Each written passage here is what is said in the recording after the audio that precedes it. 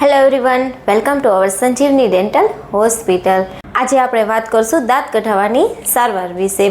તો સૌપ્રથમ તો આપણે એ જાણશું કે કેવા સંજોગોમાં દાંત કઢાવવો પડે।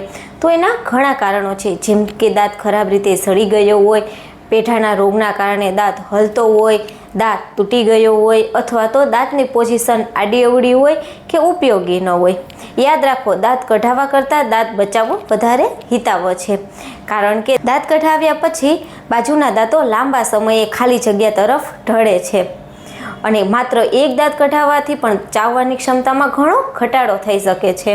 આ સમસ્યા નિવારવા માટે દાંત કઢાવ્યા પછી જે ખાલી જગ્યા રહે છે ત્યાં બીજો કૃત્રિમ દાંત બેસાડવો જોઈએ। હવે આપણે જાણશું કે દાંત કઢાવવાની જરૂર પડે તો શું કરવું। સૌપ્રથમ તો તમે ડેન્ટિસ્ટની મુલાકાત લો।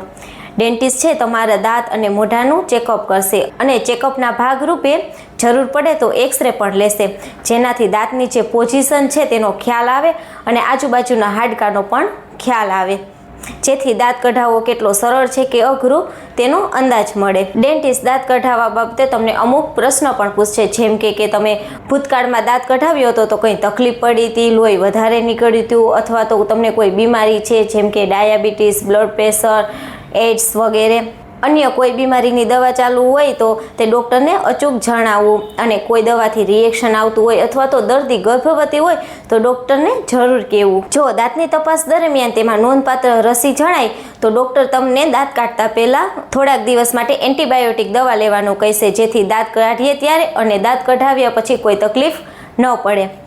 હવે આપણે જાણશું કે દાંત કેવી રીતે કાઢવામાં આવે છે। તો સૌ પ્રથમ દાંતની આજુબાજુ અને પેઢાને ખોટું કરવાનું ઇન્જેક્શન આપવામાં આવે છે, જેથી આપણે દાંત કાઢીએ ત્યારે દુખાવો ન થાય। પરંતુ મજબૂત દાંત જ્યારે આપણે કાઢીએ છીએ ત્યારે તેને આગળ પાછળ હલાવવામાં આવે ત્યારે થોડુંક દબાણ થતું હોય ને એવું લાગે છે, પરંતુ દુખાવો થતો નથી। દાંત કઢાવ્યા પછી કોઈ તકલીફ ન થાય તેના માટે ડૉક્ટરની સલાહ મુજબ કરવું। અંતમાં દાંત કાઢવાની સારવાર એ મોઢાના આરોગ્ય માટે કેટલીક વખત અનિવાર્ય બને છે, જેનાથી ઇન્ફેક્શન અને દુખાવો દૂર થાય છે અને બીજા દાંતોને પણ સુરક્ષિત રાખી શકાય છે। Thank you.